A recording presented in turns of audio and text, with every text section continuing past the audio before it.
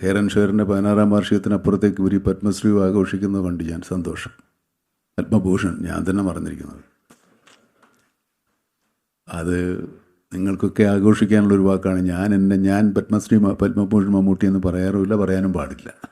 അതുകൊണ്ട് എനിക്കത് ബാധിക്കുന്നില്ല. അത് നിങ്ങൾക്ക് മാത്രം കൈകാര്യം ചെയ്യാവുന്ന ഒരു പേരാണ്.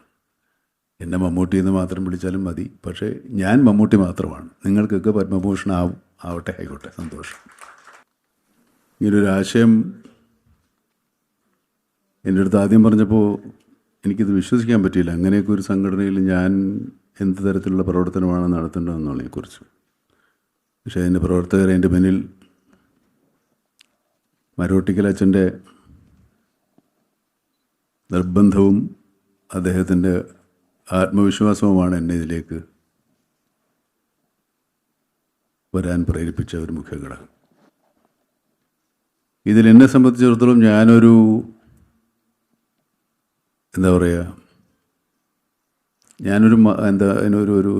ഒരു പ്രതീകമായിട്ട് നിൽക്കുന്നതേ ഉള്ളൂ. അല്ലാണ്ട് ഞാൻ ഇറങ്ങി പ്രവർത്തിക്കുന്നതൊക്കെ വളരെ കുറവാണ്. പ്രവർത്തിക്കുന്ന ഒത്തിരി ആൾക്കാർ വേറെയുണ്ട്. എന്നെ ഒരു മുമ്പിൽ നിർത്തിയിട്ട് നമ്മളിങ്ങനെ നിൽക്കുമല്ലോ, പ്രതീകം പോലെ എന്നെ അവിടെ നിർത്തിയിട്ട് ഇവരാണ് പ്രവർത്തിക്കുന്നത്. എന്നോട് ചോദിക്കുന്നൊക്കെ ഉണ്ട്, ശരിയാണില്ലെന്നല്ല ഞാൻ പറയുന്നില്ല. എൻ്റെ അഭിപ്രായങ്ങൾ ആരായാറുണ്ട്. അത് അവർക്ക് ചേരുന്ന തരത്തിൽ അവർ സ്വീകരിക്കാറുണ്ട്. 16 വർഷം ഇതിങ്ങനെ പ്രവർത്തിച്ചുകൊണ്ട് വിവിധ ആശയങ്ങൾ, വിവിധ പ്രോഗ്രാമുകളൊക്കെ ആയിട്ട് വരുന്നത് വളരെ സന്തോഷകരമായൊരു കാര്യമാണ്. അതിനൊരു ഭാഗമാകുന്നത്. ഇതിനകത്ത് ഞാനിതിൽ ചേർന്നതിനല്ല, എന്നെ ഇതിൽ ചേർത്തതിനാണ് ഞാൻ നന്ദി പറയേണ്ടത്. കാരണം ഇത്രയും ആളുകളുടെ സ്നേഹാദരങ്ങൾ ഞാൻ അർഹിക്കുന്ന തരത്തിലല്ലെങ്കിൽ പോലും എനിക്ക് സൗജന്യമായി ലഭിച്ചുകൊണ്ടിരിക്കുന്ന ഒരവസ്ഥയാണിത്. അതിൽ എന്നൊരു മഹാഭാഗ്യമായിട്ട് കരുതുകയാണ് ഞാൻ. കെയർ ആൻഡ് ഷെയറിൻ്റെ ഓരോ പുതിയ കാൽവയ്പ്പുകളിലും പ്രോഗ്രാമുകളിലൊക്കെ അവരെന്നെ ഉൾപ്പെടുത്താറുണ്ട്. അതിലും വളരെ സന്തോഷം. ഇവിടെ കെയർ ആൻഡ് ഷെയറിൻ്റെ 16-ാം വാർഷികത്തിനപ്പുറത്തേക്ക് ഇവർ ഈ പത്മശ്രീ ആഘോഷിക്കുന്നത് കണ്ട് ഞാൻ സന്തോഷം. പത്മഭൂഷൺ ഞാൻ തന്നെ മറന്നിരിക്കുന്നത്. അത് നിങ്ങൾക്കൊക്കെ ആഘോഷിക്കാനുള്ളൊരു വാക്കാണ്. ഞാൻ പത്മഭൂഷൺ മമ്മൂട്ടി എന്ന് പറയാറുമില്ല, പറയാനും പാടില്ല. അതുകൊണ്ട് എനിക്കത് ബാധിക്കുന്നില്ല. അത് നിങ്ങൾക്ക് മാത്രം കൈകാര്യം ചെയ്യാവുന്ന ഒരു പേരാണ്. എന്നെ മമ്മൂട്ടി എന്ന് മാത്രം വിളിച്ചാലും മതി. പക്ഷേ ഞാൻ മമ്മൂട്ടി മാത്രമാണ്. നിങ്ങൾക്കൊക്കെ പത്മഭൂഷൺ ആവട്ടെ, ആയിക്കോട്ടെ, സന്തോഷം. നമ്മുടെ ഒരു ലെറ്റർ പാഡിൽ പോലും എനിക്ക് വെക്കാൻ പറ്റില്ല. നമ്മൾ സ്വയം ആഘോഷിക്കേണ്ട ഒരു കാര്യമല്ല. മറ്റുള്ളവർക്ക് വേണ്ടിയുള്ള ഒരു ഒരു സ്ഥാനമാണ്.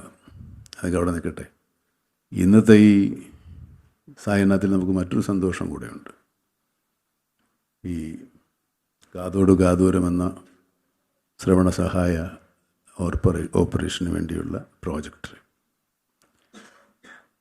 അത് വളരെ സന്തോഷം തോന്നിയ ഒന്ന്, അത് തുടക്കം തന്നെ നല്ല സംഗീതത്തിൻ്റെ അകമ്പടിയോടുകൂടിയാണ്. നമ്മൾ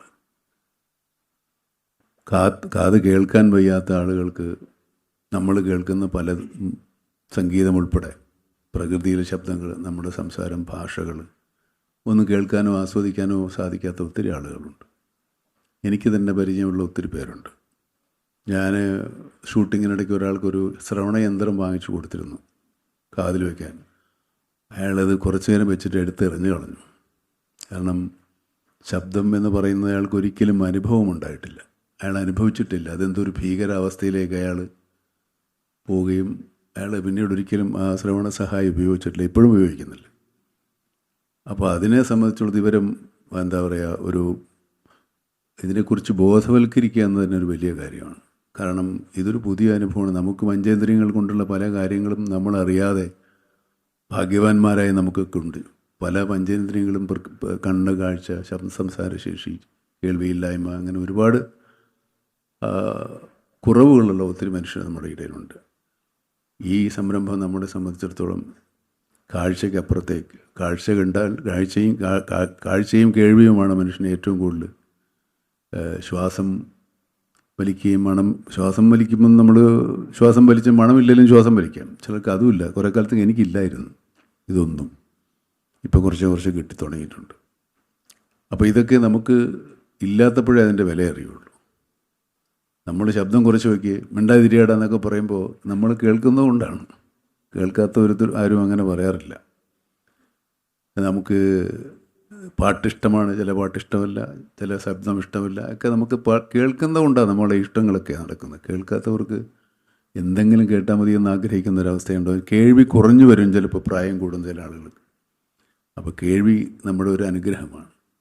അത് ജന്മനാ നഷ്ടപ്പെട്ടു പോയവർക്ക് അവർക്ക് അതിനോടൊരു അവസരം ഉണ്ടാക്കി കൊടുക്കുക എന്ന് പറയുന്നത് നമുക്ക് ചെയ്യാവുന്നൊരു വലിയ കാര്യമാണ്. എനിക്കിന്ന് വളരെ സന്തോഷമുള്ളൊരു ദിവസമാണ്. ഈ ഞാൻ പറയുന്നതൊക്കെ നിങ്ങളെല്ലാവരും കേൾക്കുന്നു എന്ന് തന്നെയാണ് ഞാൻ വിചാരിക്കുന്നത്. അത് തന്നെയാണ് എൻ്റെ ആഗ്രഹവും.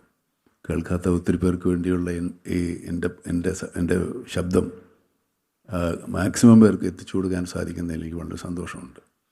അത് ഈ സായാഹ്നത്തിൽ ഇങ്ങനെ നിങ്ങൾക്കെല്ലാവർക്കും നമുക്കെല്ലാം സന്തോഷമുള്ളൊരു സമയത്ത് ഇതിനെ ഉദ്ഘാടനം ചെയ്യാൻ സാധിച്ചതിലേക്ക് സന്തോഷമുണ്ട്. ഇതിനെ ഞാൻ പറഞ്ഞില്ലേ, ഞാനൊരാളായിട്ട് നിൽക്കുന്നത് മാത്രമേ ഉള്ളൂ. എൻ്റെ മുന്നിലുള്ള ഒരു വലിയ കൂട്ടമുണ്ട്, വലിയ ജനക്കൂട്ടമുണ്ട്, വലിയ സമൂഹമുണ്ട്. ഇതിൻ്റെ പ്രവൃത്തികൾ ചെയ്യുകയും അതിനെ അംഗീകരിക്കുകയും ചെയ്യുന്ന ഒരു സമുദായം നമുക്കുണ്ട്. നമ്മുടെ മനുഷ്യത്വം അല്ലെങ്കിൽ മനുഷ്യൻ പൂർണ്ണനാകുന്നത് നന്മ ചിന്തിക്കുകയും നന്മ പ്രവർത്തിക്കുകയും നന്മയെ ചെയ്യാൻ പ്രേരിപ്പിക്കുകയും നന്മ ചെയ്യുന്നവരെ സഹായിക്കുകയും നന്മയ്ക്ക് വേണ്ടി വാദിക്കുകയും ചെയ്യുമ്പോഴാണ്. തിന്മയെ എതിർക്കുമ്പോഴും ആണ് മനുഷ്യൻ്റെ ജീവിതം പൂർണ്ണമാകുന്നത്. ചെറിയ ചെറിയ കാര്യങ്ങൾക്ക് പോലും നമ്മൾ അങ്ങോട്ടും ഇങ്ങോട്ടും വെറുക്കാറുണ്ട്, പിണങ്ങാറുണ്ട്, ദേഷ്യപ്പെടാറുണ്ട്, വൈരാഗ്യം വയ്ക്കാറുണ്ട്. നമ്മുടെ ജീവിതത്തിൻ്റെ ദൈർഘ്യം ആലോചിച്ചാൽ ഇതൊന്നും നമ്മൾ ചെയ്യില്ല. പക്ഷേ മനുഷ്യൻ അങ്ങനെയാണ്. മനുഷ്യൻ അത് ആലോചിച്ചിരുന്നാൽ മനുഷ്യൻ വളരില്ല. അത് വേറെ ഭാഗം. നമുക്ക് ഉയർച്ച ഉണ്ടാകണം, പുരോഗതി ഉണ്ടാകണമെങ്കിൽ നമ്മൾ ലോകാവസാനം വരെ ജീവിച്ചിരിക്കുമെന്ന് വിചാരിച്ചാലേ ഇതൊക്കെ നടക്കുകയുള്ളൂ. ഇല്ല, എന്തെല്ലാം കാര്യങ്ങൾ ആളുകളോട് ചെയ്യുന്നുണ്ട്. അപ്പോൾ ഇത് നമ്മുടെ കയ്യിൽ തന്നെ എന്നും ഉണ്ടാകുമെന്ന് വിചാരിച്ചിട്ടാണ്. അങ്ങനെ അല്ലാന്ന് നമുക്ക് തന്നെ ബോധ്യമുണ്ട്. പക്ഷേ എന്നാലും അങ്ങനെ ഒരു പ്രതീക്ഷയാണ് മനുഷ്യനെ ഇതൊക്കെ ചെയ്യാൻ പ്രേരിപ്പിക്കുന്നത്. പിന്നെ ഇതൊരു പരലോക ജീവിതം ഉണ്ടാകുമെന്ന് വിചാരിച്ച് നമ്മൾ ഒരുപാട് നല്ല കാര്യങ്ങൾ ചെയ്യാറുണ്ട്. ഉണ്ടാവുമെന്ന് വിചാരിക്കുക. അതിലാണ് ഇതൊക്കെ ഉൾപ്പെട്ടിട്ടുള്ളത്. ഈശ്വരവിശ്വാസം പോലും പരലോക ജീവിതം ഉണ്ടെന്ന് വിചാരിക്കുമ്പോൾ മാത്രമാണ് ഈശ്വരവിശ്വാസം ഉണ്ടാകുന്നത്. ഈശ്വരനെ നമ്മൾ കണ്ടിട്ടില്ല, കേട്ടിട്ടില്ല. പക്ഷേ ഈശ്വരൻ ഉണ്ടെന്നുള്ളൊരു വിശ്വാസം നമുക്ക് പരലോകത്ത് കാണാൻ പറ്റുമെന്ന് വിചാരിച്ചിട്ടാണ് നമ്മളൊക്കെ ഇരിക്കുന്നത്, വിശ്വാസികളായിട്ടുള്ള എല്ലാവരും. അതും അതിനെ ആശ്രയിച്ചിരിക്കുന്നു. അങ്ങനെയാണെങ്കിൽ നന്മ ചെയ്യുന്ന എല്ലാവർക്കും ഫലമുണ്ടാകുമെന്നാണ് നമ്മളെല്ലാ മതങ്ങളും പഠിപ്പിക്കുന്നത്.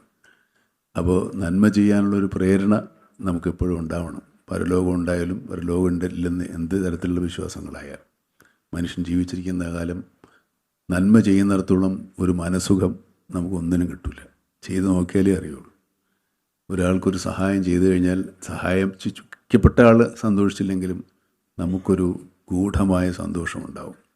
അയാൾ നമ്മളോട് നന്ദി കാണിക്കാതിരിക്കുക അയാളുടെ ഇഷ്ടം. പക്ഷേ നന്മ ചെയ്യുന്ന കാര്യത്തിൽ നമ്മളെപ്പോഴും സന്തോഷിക്കാൻ പറ്റും എന്നുള്ളത് നന്മ ചെയ്യുമ്പോഴേ മനസ്സിലാവും. എല്ലാവർക്കും നന്മ ചെയ്യാനുള്ള ആഗ്രഹവും അവസരങ്ങളും മനസ്സും ഉണ്ടാകട്ടെ എന്ന് പ്രാർത്ഥിക്കുന്നു. നമസ്കാരം.